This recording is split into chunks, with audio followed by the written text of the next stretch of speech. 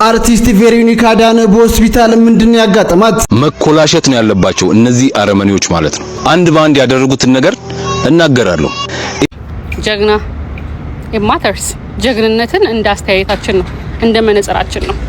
ጀግና እንደዚህ ከሆነ ይቅርብኝ፣ ግን ሀጫሉን አታርጊ፣ ገብተሽ አታርጊ፣ ኪያን አታርጊ።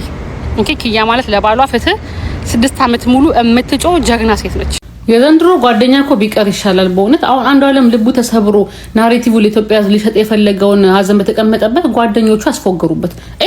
የገዛ ጓደኛ ቤስት ፍሬንድ ሁሉን የምታውቅ ጓደኛዋ ናት። እንግዲህ 2 ሚሊዮን ይሄን ሁሉ ታርጌት የሰሩት የቅዱሳንን ህይወት ለማጥፋት ብቻ አይደለም፣ ባይዘው የሐሴትንም ስኬት ለማጥፋት ነው። በነገራችን ላይ ሰላም እንደምናላችሁ የዚህ ቻናል ቤተሰቦች ባላችሁበት ሰላማችሁ ይብዛልኝ። ለዛሬም ወቅታዊ ሰሞነኛ የሆኑ ቪዲዮዎችን ይዤላችሁ መጥቻለሁኝ። የመጀመሪያ ቪዲዮ የሚሆነው እንግዲህ ሶሻል ሚዲያ ላይ ሲያነጋግር ብዙዎችን ሲያከራክር የነበረ አንድ ቪዲዮ አለ። እኛም ሀሳብ እንድንለዋወጥበት ቪዲዮን ይዤላችሁ መጥቻለሁኝ። ወደ ቪዲዮ ከማለፋችን በፊት ግን በጣም በአጭር ጊዜ ውስጥ ነው 1000 ሰብስክራይበርስ ያስገባችሁኝ፣ ከልብ አድርጌ አመሰግናለሁኝ። ወደ ቪዲዮ እንለፍ። ከወንድምና ከባልሽ ምርጫ ግዴታ ቢሆን ማንን ትመርጫለሽ? ግዴታ ከሆነ ባሌ ጋር ነው የምኖረው። ስለዚህ ባሌን ነው የምመርጠው። እግዚአብሔር እያሳቀኝም ነው እያናደደኝ ነው። ዶማዝ በስቷል። ይሄ ወንድሜ ያሉትን እንደ ኃይለኛ ተቆጠሩ ምናምን ጀግና ምናምን ባል ያሉትን ስድብድብ ምናምን ምን አይነት ድድብና ነው? እስኪ አስቡት። እናታችሁ ወይም አባታችሁ እናታችሁ አጎታችሁ ወይም የሷን ወንድም ከአባታችሁ ታስፈልጣለች? አባታችሁ ከእናታችሁ ወንድሙን ወይም እህቱን ያስፈልጣል? አያስፈልጥም። ትክክለኛ ትዳር ያለው ሰው ትዳሩን ነው የሚያስፈልጠው። እንዴ የኔ ችግር ማለት የሚስቴ ችግር ነው፣ የሚስቴ ችግር የኔ ነው፣ ከእህቴ አይበልጥብኝ፣ ከሚስቴ አይበልጥብኝም። ይሄ አጉል እንዳይለኛ ምናምን ቤተሰብ ወዳጅ አያርጋችሁ፣ አታሽቋልጡ። እንዴ እንዳለ ባል ያሉትን ይሰዳድቧቸዋል ኮሜንት ላይ ገብተው። ምን ማለት ነው እንዴ? እኔ እኮ ሚስቴ ማለት የልጆቼ እናት ነች። እናቴ እንደምላት እናት ነች። እንዴት ነው ከእህቴ የምትበልጠው? ሲጀመር መወዳደር የለባቸው። እንደዚህ አይነት ጥያቄ መኖር የለበትም። እንደው ግን ከኖረ እኔ ሚስቴን ነው ማስበልጠው። ሚስቴ ማለት እኔ ነች እንዴ። ሚስትም ከሆነች ባሏን ነው ልታስበልጥ የሚገባው። እሷ ነው ትዳሯ፣ እሱ ማለት እሷ ነው እንዴ። ምንድነው የምታመናፋፍሱት? ምን አይነት ዶማ ህዝብ ነው የበዛው? ወንድሟ አላለችው ምናምን የኔ ጀግና ምናምን አህዮች፣ ምድር አህያ። ትዳር ምን እንደሆነ አይገባችሁ፣ ወይም መልካም ትዳር ላይ ያላደጋችሁ ነው። እሱን ይቅርታኔ አላቅም።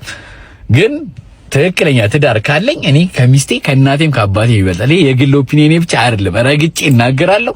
ቅድሚያ የሚሰጠው ትክክለኛ ትዳር ካለኝ ለትዳሬ ነው የምሰጠው እኔ ማለት ነው። እሱ ማለት ምንም ጥያቄ የለውም። እና ይሄ አጉል እንትን አትበሉ፣ አደድቡ። ለምትናገሩት ለምታወሩት ነገር እያሰባችሁ እኔ የግል ሐሳቤ ነው ብቻ አይደለም የምሰጠው፣ ረግጫችሁ ነው የምናገረው። ልክ አይደላችሁ። እኔ አልበልጥም ከእህቴ። እኔ አንድ እህት ነው ያለችኝ፣ አግብታ ብትረሳኝ ግድ አይሰጠኝም፣ ባሏ ይሁናት እንጂ። እኔም ቆንጆ ትዳር ይኑረኝ እንጂ ለእህቴ መድረስ ባለብኝ እደርሳለሁ እንጂ ከሚስቴ አትበልጥብኝም። ከእናትና ከአባቴ አትበልጥም። ትበልጣለች ሚስቴ።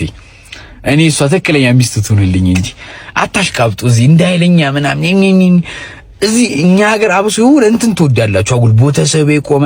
እኔ ለራስ አቆም ሳር ሁላ ይሄ ጭንቅላታችሁ ውስጥ የሚጋጥ ከብት የሚግጠው ሳር ነው ያለው። እንደውም የሚግጠው አይደለም የተጋጠ ሳር ነው ጭንቅላታችሁ ውስጥ ያለው። ሌላው ደግሞ ብዙዎችን ያሳዘነ የብዙዎችን ልብ የነካ አንድ ቪዲዮ አለ። ህጉ ቢሻሻልና ማያዳግም ቅጣት ቢቀጡ ለሌሎች መማሪያ ይሆናል ይለናል። እስቲ ቪዲዮ እንመልከትና ተመልሰን እንገናኛለን። ሐሳብ አስተያየት ካላችሁ እንደተለመደው አስቀምጡልኝ። ወደ ቪዲዮ እንለፍ። መኮላሸት ነው ያለባቸው እነዚህ አረመኔዎች ማለት ነው። አንድ ባንድ ያደረጉትን ነገር እናገራለሁ። ይሄ የምትመለከቱት ግለሰብ አወል ይባላል። የ2 አመት ህፃን አስቡት፣ የ2 አመት ህፃን ደፍሮ በ19 አመት የተቀጣ አረመኔ ግለሰብ ነው። የ2 አመት ህፃን ማለት እኮ በስነ ስርዓት እንኳን አፏን ያልፈታች፣ በስነ ስርዓት እንኳን መራመድ ማትችል፣ በሙሉ አይን እንኳን ልታያት ማትችላት ናት የ2 አመት ህፃን ማለት ነው። እሷ ላይ ነው እንግዲህ ያረመኔ የወጣባት፣ ራሷን እስክትስት ድረስ ነው የተባለው። ይሄ አሁን ሊኮላሽ አይገባውም። እኚህ የምትመለከቷቸውም ግለሰብ የ5 አመት ህፃን በዚህ ወር ውስጥ የደፈሩ ናቸው። የትምህርት ቤት ጥበቃ ናቸው። እሳቸው በሚጠብቁበት ትምህርት ቤት ውስጥ የምትማር የ5 አመትን ህፃን ወላጆቿ ከቤት እስኪመጡላት ድረስ እነሱን እየጠበቀች ባለችበት ሰዓት ይሄንን እንደ ጥሩ አጋጣሚ በመጠቀም ነው እኚህ የምትመለከቷቸው የትምህርት ቤቱ ዘበኛ ወደ ክፍላቸው አስገብተው የተጫወቱባት የ5 አመትን ህፃን። ይሄ የምትመለከቱት ደግሞ ዚያድ አሊ ይባላል። የ8 አመት ህፃን እንጨት እየለቀመችበት ባለችበት ሁኔታ እዛው እንጨት በምትለቅምበት ቦታ ላይ አስገድዶ ደፍሯታል፣ ተጫውቶባታል። የዚህ ደግሞ ይብሳል። የ8 ዓመት የገዛ ልጁን የደፈራባት ነው። የ8 ዓመት የገዛ ልጁን የደፈራባት ምንድነው የሚባለው? እሺ እኚህ የምትመለከቷቸው ደግሞ የ65 ዓመት አዛውንት ናቸው። የ9 ዓመት ህፃንን አስገድደው የደፈሩ የ65 ዓመት አዛውንት ናቸው። ለሷ የአክስቷ ባል ናቸው፣ ለሚደፍሯት ህፃን ማለት ነው። እነዚህ አሁን የነገርኳችሁ ወንጀሎች የተፈጸሙት በዚህ 2 ወር ውስጥ ነው። እንግዲህ አስቡ፣ በ2018 በመላው ዓመት ቢታይ ደግሞ ምን ያህል ህፃናት ነው እየተደፈሩ ያሉት? እኔ የምለው የኢትዮጵያ ህገ መንግስት የእግዚአብሔር ቃል ነው ወይ? አይሻሻልም? የማይሻሻለው የፈጣሪ ቃል ብቻ ነው። ምድራዊ ህግ ደግሞ እንደ ሁኔታው ይሻሻላል፣ እንደ ሁኔታዎች አሳሳቢነት ይሻሻላል። እሺ ከዚህ በላይ ህጉን ለማሻሻል ምን አይነት ጥቃት ነው የሚጠበቀው? የ2 ዓመት ህፃን አፏን እንኳን በስነ ስርዓት ያልፈታች፣ በስነ ስርዓት እንኳን መራመድ የማትችል እንደዚህ እየተጫወቱባቸው ህጉ መች ነው የሚሻሻለው? ከዚህ በላይ የትኛው ጥቃት ነው ህጉ እንዲሻሻል የሚያደርገው? ሌላው ደግሞ አንዲት እህታችን ስለ አንዷለም ጎሳ ቪዲዮችን አያይዛ የተናገረችው ንግግር አለ። የራሷን ሐሳብ አስተያየት ሰጥታለች። ይሄ ቪዲዮ ብዙዎችን ሲያከራክር፣ ብዙዎችን ሲያነጋግር ነበረ። እስቲ ቪዲዮ እንመልከትና እናንተስ ምን ይመስላችኋል? ሐሳብ አስተያየታችሁን ኮሜንት ላይ አስቀምጡልኝ። ወደ ቪዲዮ እንለፍ። የዘንድሮ ጓደኛ እኮ ቢቀር ይሻላል በእውነት። አሁን አንዷለም ልቡ ተሰብሮ ናሬቲቭ ለኢትዮጵያ ሊሸጥ የፈለገውን ሀዘን በተቀመጠበት ጓደኞቹ አስፎገሩበት። አይው እየሳቁ ደረታቸውን ቀና አድርገው ባይዘው ሀዘን ሲገባ አልሰማውም እየተባለ ነጠላ ተለብሶ ጥቁር ተለብሶ ተዘግዝቆ ነው የሚገባው። ሚስቱን አይደል እንደ ያጣው ሚስቱን እጮኛውን አጥቶ ልቡ ተሰብሯል እኮ። ነጠላ ዜማ ሊለቅላት እኮ ነው። እናንተ ይሄን ቪዲዮ በለቃችሁ በነጋታው ነጠላ ዜማ እየለቀቀ እኮ ነው።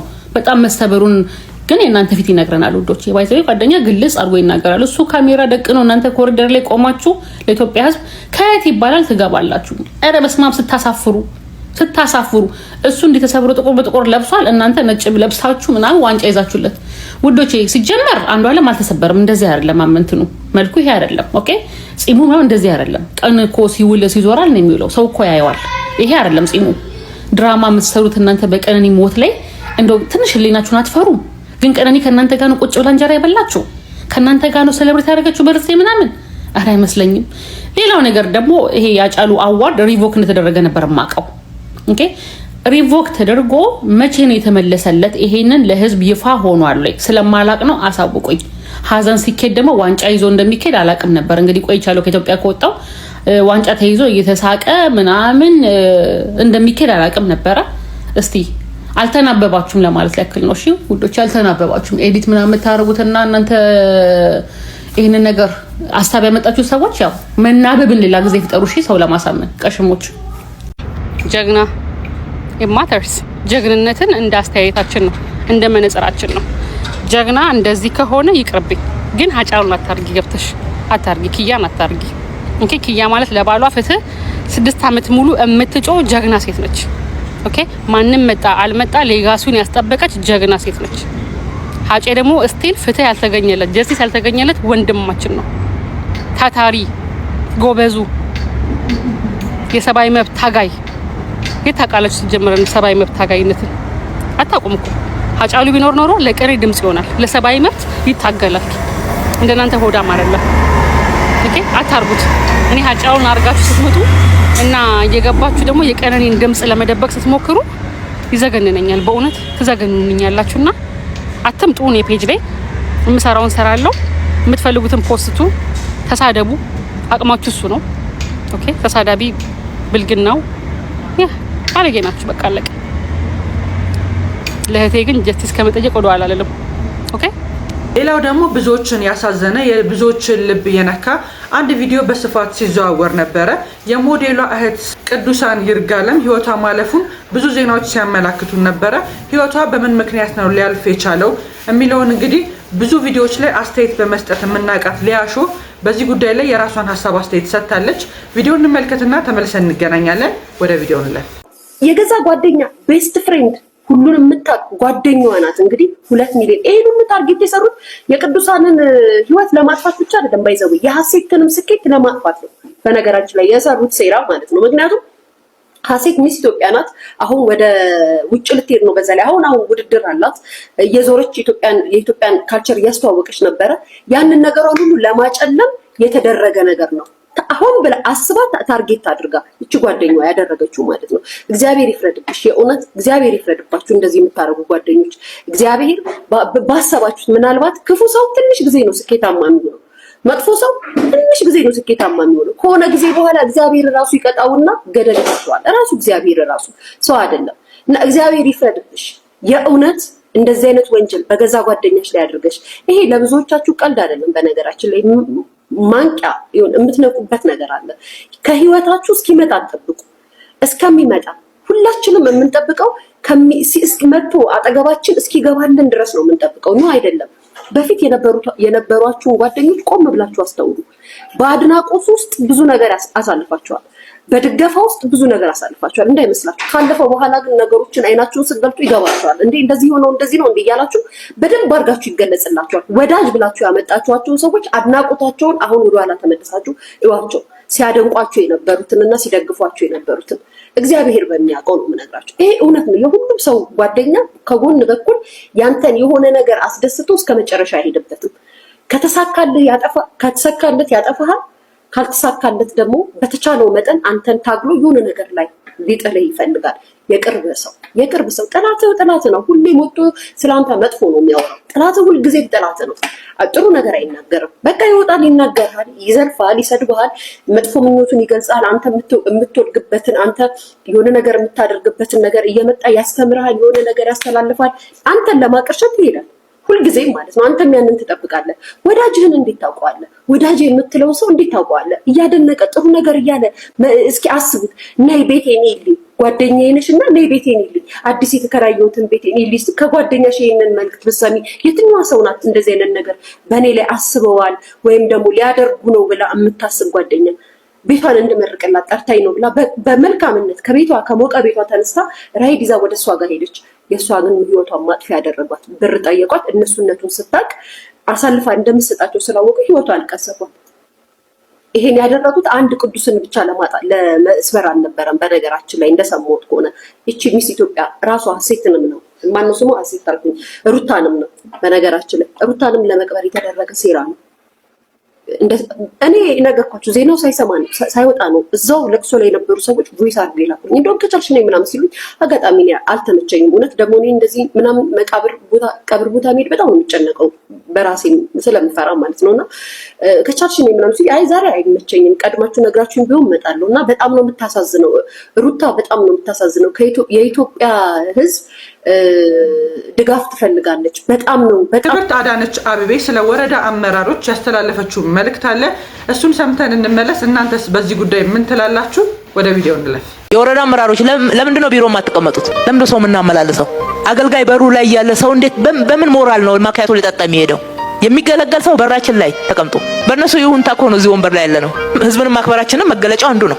አሉ አንዳንድ ቢሮ ኃላፊዎችም ይሄንን መቀየር በጣም ያስፈልጋል። ሌላው ደግሞ ትክክል ያልሆኑ ቪዲዮዎች ላይ ሀሳብ አስተያየት በመስጠት ወይም በመተቸት የምናውቀው ሰመረ ባሪያው የፍቅር ግንኙነት ሲጀመር ወይንም ደግሞ ትዳር ሲመሰረት ምን ያህል የእድሜ ልዩነት ሊኖር ይገባል፣ ይሄ ትክክል አይደለም ሲል ከታዘበው ውስጥ ቪዲዮ ይዞ ሀሳብ አስተያየት ሰጥቶበታል።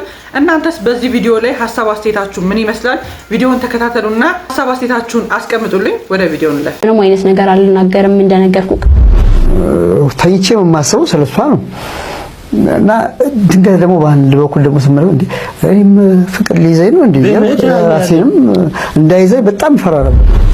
መጨረሻ ላይም በቃ አብረን እንደምንሆን ነበር ተስፋ የማደርገው። ቁጭ ብዬ ሳስብ ምናምን ለሱ ለየት ያለ ስሜት በቃ ማጥፋት የማልችለው አይነት ስሜት ይሰማኛል። አቶ ተካልኝ ይባላል። የትራንስፖርት ዘርፍ ውስጥ ለዓመት አገልግያለሁ። እድሜ ደግሞ 50 ዓመት ነው። በትርፍ ጊዜ ልጆችን አመላልሳለሁ። ሚስት አለኝ፣ የ10 ዓመት ልጅ አለኝ። አሁን ከተፈታን 10 ዓመት ማለት ነው። ስሜ ሜሮን ይባላል። አሁን የ25 ዓመት ሴት ነኝ እና ከተካልኝ ጋር የተገናኘ ነው። ነበረ በዛ ሰዓት ነበር ከተካልኝ ጋር የተዋወቅ። ስታይል ክፍል ተማሪ ነበርኩኝ። ከዛ እድሜ ጀምሮ ነበር ተካልኝ ለኔ ሰርቪስ አገልግሎት የሚሰጠኝ እና ተካልኝ በጣም ጥሩ ሰው ነበረ። ሰርቪስ ጧጧት ሁሉ ጊዜ ከረሜላ ምናምን ይዞልኝ ይመጣ ነበረ፣ ያጫውተኛል ምናምን። ያው እሷም እንዳለችው ያ ቤተሰቦች ኃላፊነቱና ወደ ትምህርት ቤቷ እንትንስ ወደዚህ ድረስ የነበረው ሂደት እንደዛኔ ከ10 ዓመቷ ቢሆን ነው። እኔ ደግሞ ያው በሹፍርና ደረጃ ውስጥ ዋናውን ከመስራቴ ቀጥሎ የሷን ነበረ በሷ አማካኝነትም ነበረ ተማሪዎችን ማድረስ የጀመርኩት። ያው እሷ እንትን እንደምትለው ሁኔታውን ሳያት ከሌሎቹ ልጆች ደግሞ የተሻለች ነች። ያው ከሰዎቿ ከቀጠል ጀምሮ ኃላፊነቱን ሰጥቶኛል። እንዴት ቤተሰቦቿ ታዲያ ኃላፊነቱን የሰጡት እንዲያደርሷት እኮ ነው ትምህርት ቤት ከረሜላ ገዝተው እያጫወቱ እንዴ። አሁን ይሄ የምር ከሆነ ነውረኛ ሰው ነው ትርሶ እንዴ። ምን አይነት ቤተሰብ እንዳሉት አላውቅም። የ10 ዓመት ልጅ አደራ የተሰጠው ሽማግሌ ትራንስፖርት አመላላሽ ሰው እኮ በአደራ ልጅቷን እንትን ይላል እንጂ እንዴት ድራማም ከሆነ ነውረኛ ናቸው የዚህ ፕሮዲዩሰሮች። ድራማ ይመስለኛል መቼም እርሶን የሚያክል ሰው በኢትዮጵያ ማህበረሰብ ውስጥ መጥቶ የ10 ዓመት ልጅ አስቅሬ አሳድጌ ምናምን የሚል አይመስለኝም ጭራሽ። አንቺ እጅግ ነውረኛ ነሽ። በቃ የመጨረሻ እንዴ ተካልኝ ሲባል ትያለሽ።